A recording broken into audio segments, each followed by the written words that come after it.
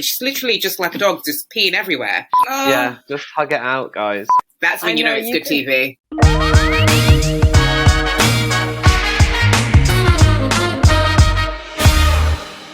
Hi everyone, and welcome back to We Need to Talk About, a video series from Digital Spy, where we gather round and talk about the biggest moments in TV from this week. We've been doing these weekly episode recaps on House of the Dragon, and this week it is House of the Dragon episode 8 that we're going to be breaking down. I'm your host this week, Ali Griffiths, and I'm joined by Emma. Hi. And Janet. Hi. Before we get started and dig into all the things we want to talk about, don't forget to like and subscribe the video and turn on notifications if you can. It really helps us, and it means you get these videos as soon as they go live. We've all kind of brought some key things we want to talk about from the episode, so let's get started. Okay, so the first thing that we want to talk about, I think, has got to be the Iron Throne succession scene with Vaemond, and then that incredible entrance from Viserys. So I'm going to kick us off with that.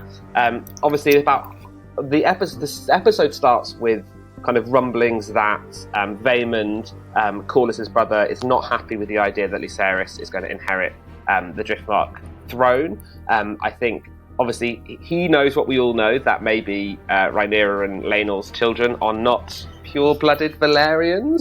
Not maybe, Ali. Definitely. I mean, nothing has really been confirmed. And obviously we had that moment in the funeral, if you remember in the last episode, where he makes that very vague statement about the Valyrian blood needing to not be thin, and how it has to be thickened and all that sort of stuff, which is obviously about the fact that maybe the Strongs are in the mix slightly. And in this episode, it all kind of comes to a head when Alicent agrees to have kind of like an audience with everyone to kind of make the case about who should succeed and who should rule over Driftmark. Vaemond makes his case and kind of vaguely references the fact that it should be him, and Rhaenyra then has her chance to rebut. It was quite like a dramatic scene anyway, but obviously the big thing that happens is that Viserys finally comes through. Like, we saw him earlier in the episode being ill, but there's this incredible moment in this episode where the doors swing open. Everyone looks very shocked. Otto Hightower is just sat on the throne, and we see Viserys. Right? Such majesty, through. I just want to say, such majesty. I was I literally hooted and hollered when I saw Viserys arrive. I was like, he's here, he's doing something. What was your guys' reaction to that scene and him coming into the mix? I mean, it was incredible, wasn't it? We've already had in this series, those doors have had a lot of action. There's been a lot of dramatic entrances into this throne room. But I don't know about you guys, but for me, this was one of the best, just because, as you said, Ali, we saw Viserys earlier in the episode, literally on death's door. And we've had his daughter has come begging him for help, and, he's decided, right, I've got to do this. I am king. I've got to come in and make a stand. And it's just such an incredible moment. And as he said, throughout the series, we've seen a lot of him not really taking any action. So this was a big change, but is it too late? No. I mean, he spoke about wanting to leave a legacy, and I know it wasn't in this massive grand way, but that was probably the most impactful thing that he's done. And it was just so dramatic in the sense of Rhaenyra was already on a losing battle. She was already on the back foot. Everybody was turning against her. She could barely find the words that she needed to kind of assert her own authority, and there he is, just coming in, just giving that extra boost of energy to her, some extra confidence that she needed in her claim to the Iron Throne as well. It was just perfect. I do want to say it's worth noting that the reason why Corlys isn't there, and that is because he was injured. Was it in battle? He was injured in battle. He's and missing, presumed isn't he, dead or dying. So that's why there's all this talk of succession at this moment. Who should take over? Should it be Viserys? Should it be Vaemond? And Vaemond, what a salty little cat. I know. What is happening? I know. I'm loving all the sassy looks in the background. He's just what's going on here? Talk about sassy. Otto Hightower just sitting the Iron Throne. Lounging on the throne. Just getting really comfortable. I think it's interesting, the back half, obviously, then of the throne room scene is Viserys is sat on the throne, and it's kind of this tense moment where he's basically he's whether he means it or not, he's challenging the situation, because he's why are we even talking about this? And we have that moment where Vaemond goes to say it and doesn't say it, and then Daemon, and you see Daemon being like, "Go on, say it. Say the thing you're going to say." And obviously he does. He calls them bastards, and then we have that the thing that happens, like one of the the big moment of violence. Yeah, Daemon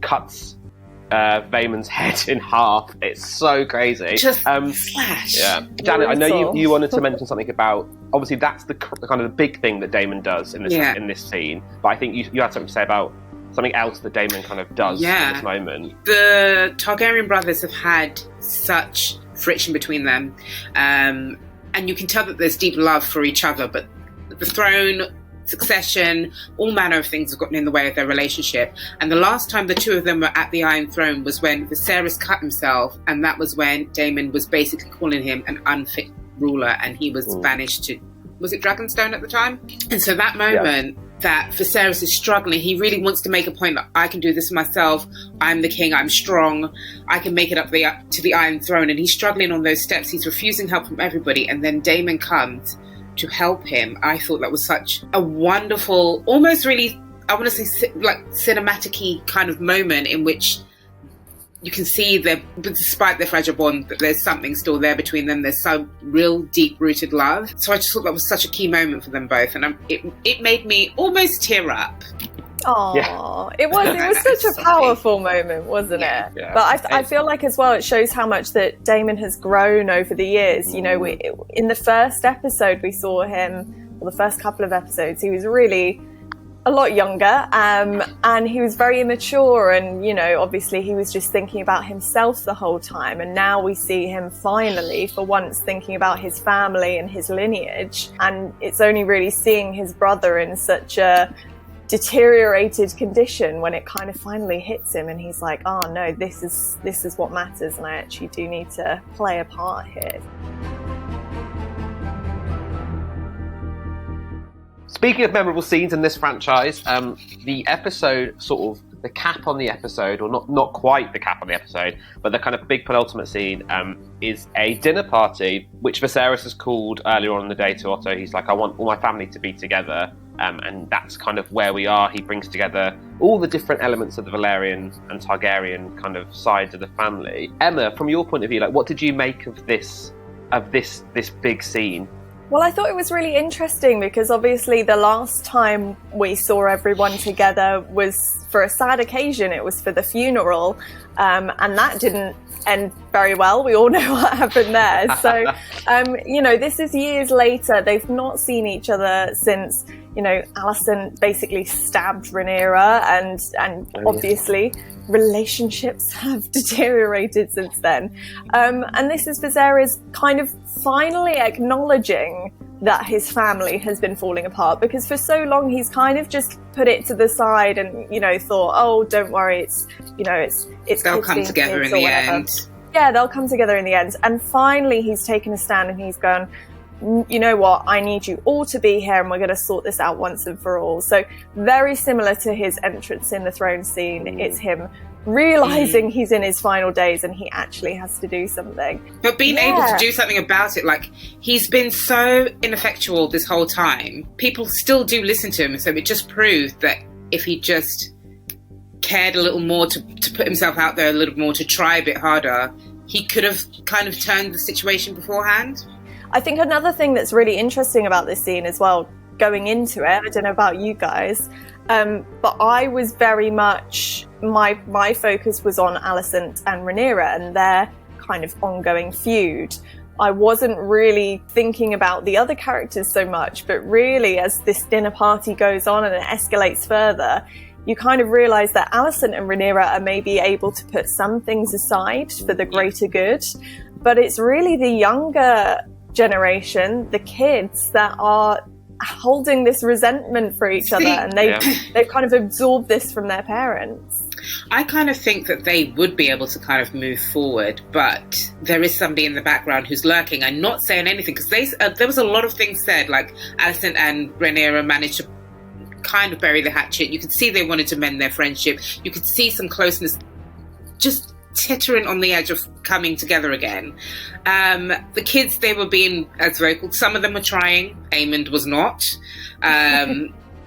But I thought it was more about who didn't say anything, and Otto Hightower in the background just observing everything. And I watched him when Alicent and Rhaenyra were apologising to each other and making amends. I watched him in the background, and there was something on his face that was like, this we have to address. I hope she's... It was almost like he was, in his mind, he was saying, I hope that Alicent doesn't go back on what they've achieved so far and how far they've come and the allegiances they've made. And you can tell that this could have been such a pivotal moment in the family's journey, that they could have moved forward from this. But Otto Hightower is never going to allow that to happen. So it's always going to go down because he's in the background, stirring the pot, moving things forward, breaking those kind of bonds and that they've tried to repair down. So there are toasts that are made. Obviously, the last toast is the kind of like the nail in the coffin. And it really typifies this sense that, like, if it was just Alicent and Rhaenyra, maybe they could have healed things, but it has trickled down. And so we have that moment where Aemond makes his toast, and it's so excruciating, right? And there are sick of Aemond. There are two things that I think are really interesting in it. Obviously, like, it's a great speech, and he's like, raise a toast to my good, strong cousins. They're really strong boys. What strong guy? Like, it's a really, like, he really nails strong. Drives it home, and he's quite like a funny. He's a bit pantomime in some ways, like with his eye patch and his like scheming. But it's a good moment, and you can see that, like, in his mind, he doesn't. If Otto doesn't want peace, neither does Aemond at this point. Aemond's like, no, we're not. I'm not bending. I'm not fixing this. And him and Jacaerys kind of like come to blows over it. The other thing I think is interesting in that moment is, I don't know if you caught this, but like, and it happens earlier, I think, in the episode when Daemon cuts off Daemon's head, but there are these looks between Aemond and Daemon. Like Aemond is looking at Daemon with kind of this, like, Daemon is like the one person in the family that Aemond respects, it feels like. And there's almost challenge. There's almost this sense that they're two sides of a very similar coin. Like, they're both very quick to act. They're both very proficient at doing lots of violence, and it's just a few short moments, but you can really see, I think, that fiery Targaryen blood that links them all. And even just a few glances. Before we move on from this scene, I think it's worth... What was everyone's... I was so sad at the end of it when Alicent and Rhaenyra have that moment where she's like... Alicent's like, do you have to go? And Rhaenyra's like, I'll take the kids back, but maybe I'll come back on Dragonback. And it's like, like you said, Janet, it's never going to stick. But for a moment, it feels like there's this path that we could go down. But that is not the path. Hug each other. Yeah, just hug it out, guys. The next scene, or the final scene of this episode, which we're going to talk about now, is the thing that kind of, I think we're all seeing sets things in motions. It is what I'm imagining to be Viserys' final scene. So it's Viserys' final words to Alicent. First of all, damn that milk of the poppy, because it has him so confused. So confused, and it's such a shame because they've had this reunion, they've had this heartwarming conversations. We can see that there's just a little gem of them being able to move forward. And then Viserys, which I can only put down to his addled mind, says something to Alicent, which is to the effects of, you were the one that was meant to bring the realms together. You were the one that's supposed to unify the kingdom. And he's obviously talking with regards to the prophecy and the prince who was promised. And so I believe in her mind, she took that to mean that she was meant to lead Aegon through this to help him to become the prince who was promised. I definitely think he thought he was talking to Rhaenyra, like, in that 100%. scene, because obviously we had as you said, the scene before where she was asking about the song and Ice and Fire. Do you think it's true? Do you think it's real? As you said, the milk of the poppy just ruins it all. Well, I think in the Rhaenyra scene, doesn't he call Rhaenyra Aemma as well? So he's already in that moment confusing people for who they are.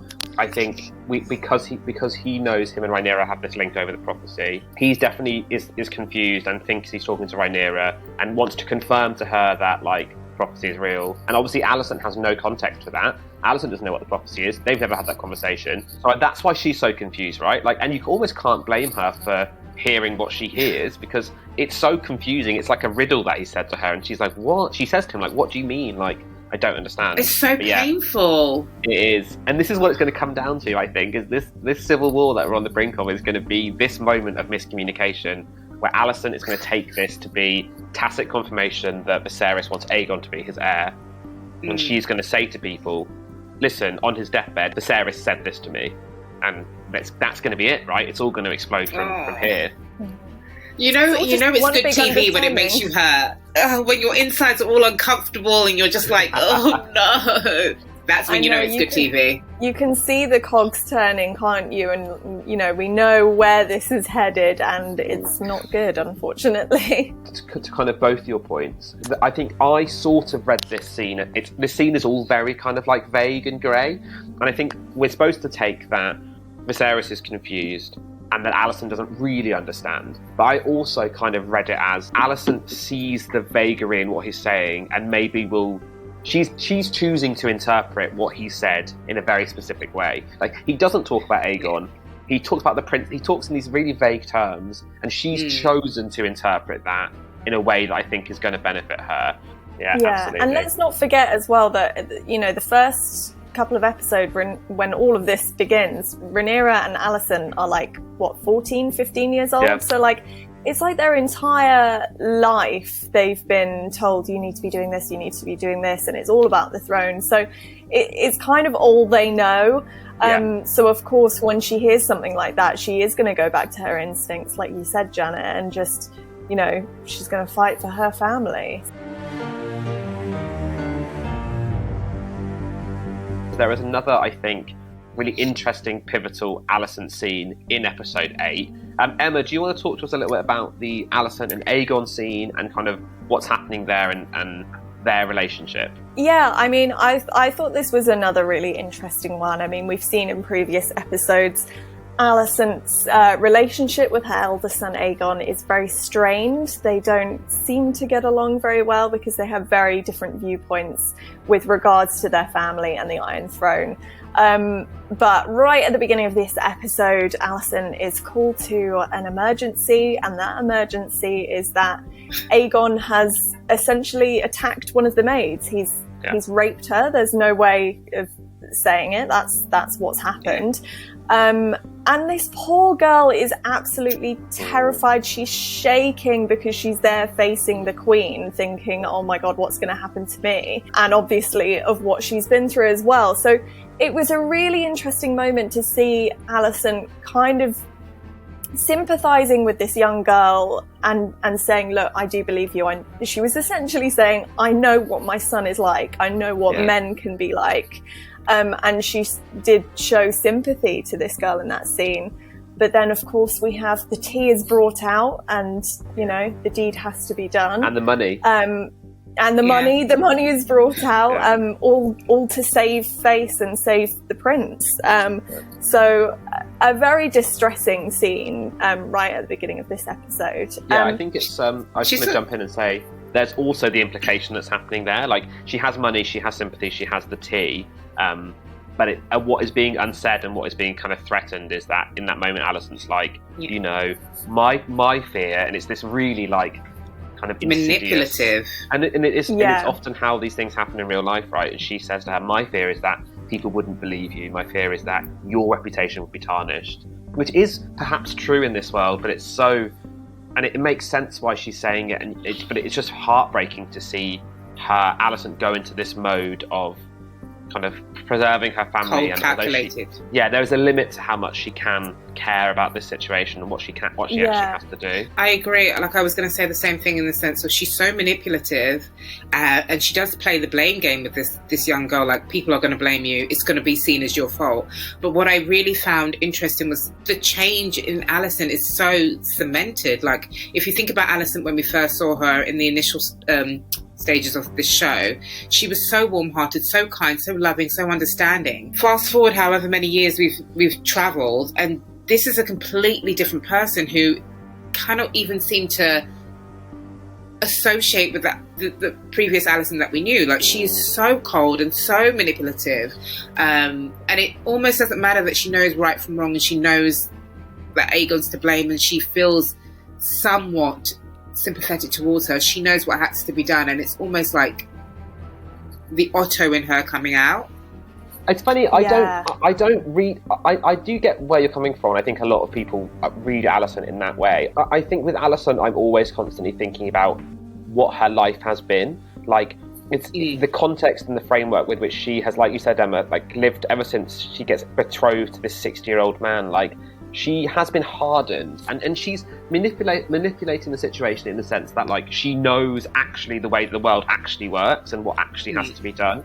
And so sometimes I read it as, like, it's the world that's made her cold, and the structure she lives in has to make her do things. I think, like she says often, Rhaenyra can afford to be an idealist. Rhaenyra can afford to think about the world in a certain way, or because she has had so much privilege from birth, it allows her to, like, think about things. And same with, like, Aegon, I would say, like, they can afford to not care about things because they have never had to. It doesn't kind of justify it or excuse Alicent's behaviour, but I think it's easy to see how she ended up so different. Like you said, she's a very different person, but I think with Otto, it's like there's something inside of Otto that is power hungry and greedy, and I don't see that. Yeah, it's like he was born that way. I think when I say you can see the Otto in her, I think I mean more like you can see his work, the way her brain is working is the same kind of calculated, manipulative way his works. Not in the sense of their instincts and their driving forces are the same, but the way in which they operate is very, very similar, because they know what has to be done and they know what the end goal is and they know what they need to do to achieve it. It's just something very insidious about it. It seems to be something that she's learnt from him. So while the world may have hardened her, the way in which she chooses to work within that situation is very much, I feel like she's something she's learnt from him. I think that day that she said to him, Rhaenyra's going to kill your children so that she can ascend to the throne, I think that scared her in such a way that she has taken a lot from him in terms of the way she acts. I think that's what makes Alicent one of the most interesting characters in this show, though. Like, from both of your points, you know, we can see how much of a twisted character she is. And I think Alicent's the one character in this show where you don't know what she's going to do. I don't know about you guys, but going into this scene, I wasn't sure how she was going to react to this. There was one point where I was like, oh my God, is she going to kill this girl? Yeah. The next moment, she's providing comfort to her. So she has got all of these conflicting emotions inside her because of the way she's been brought up in this harsh world. And yeah, whenever Alicent's on screen, I don't know what she's going to do. Yeah. Which you're is totally kind of right. the joy of her, for sure. Yeah. One small thing I wanted to leave us with before we go is less of an individual scene and more of a kind of moment that's happening throughout this episode, and that is the arrival of kind of the Faith of the Seven within King's Landing. Oh, yeah. And when we say that, like, the Seven, so if you don't know or you don't remember from Game of Thrones, the Seven is kind of like, the Faith of the Seven is kind of the predominant religion in Westeros. So it's not that at this moment in House of Dragon it's really like first landing here, but it seems to have really kicked up a gear, right? So when in this episode, when Daemon and Rhaenyra arrive, we see that King's Landing is kind of feels very, very different.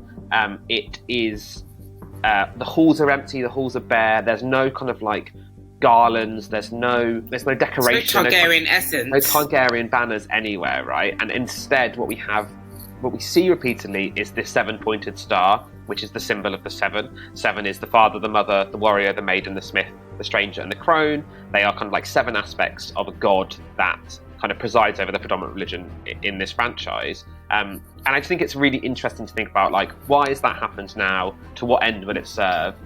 There's a scene when Daemon and Rhaenyra finally have their moment with Alicent one-on-one, and Daemon says to her, please talk to me about the replacement of Targaryen heraldry with the symbols of the seven. And Alicent has the star on her chest.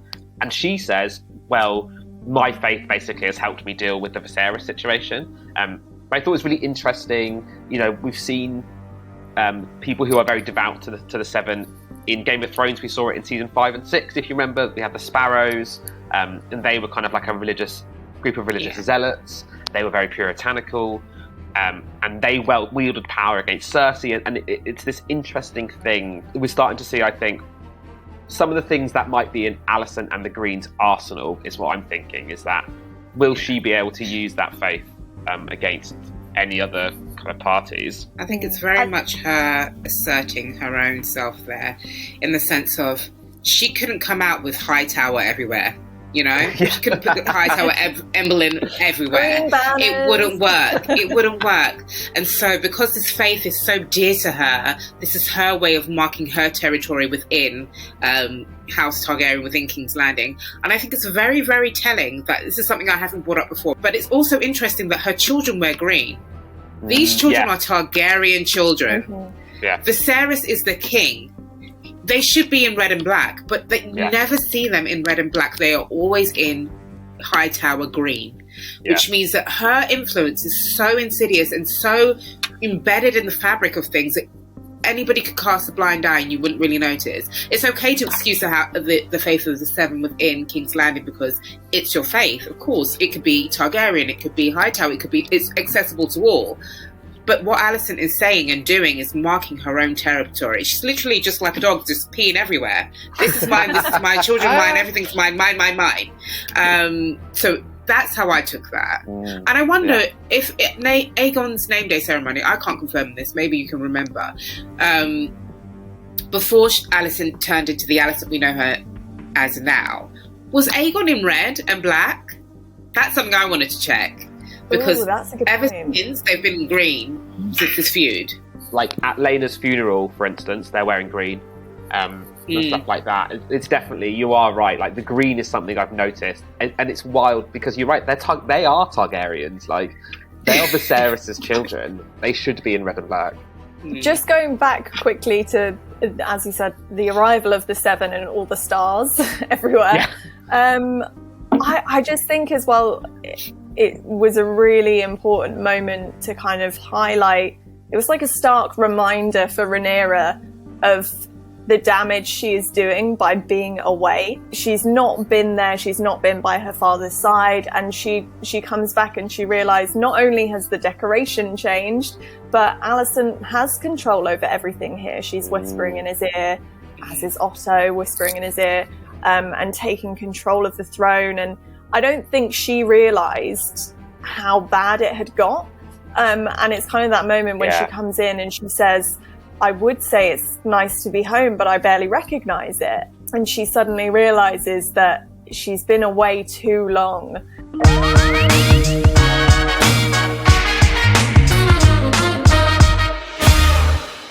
So that's all of the biggest things we need to talk about House of the Dragon episode 8. Thanks so much for watching. We hope you enjoyed this video. Drop a comment if you've got anything you want to share with us, if you have anything that you think we missed or that you were desperate to talk about, because this episode I think was phenomenal and there's so much to unpick from this kind of very slow, plodding venture back to Westeros, and it really worked for us.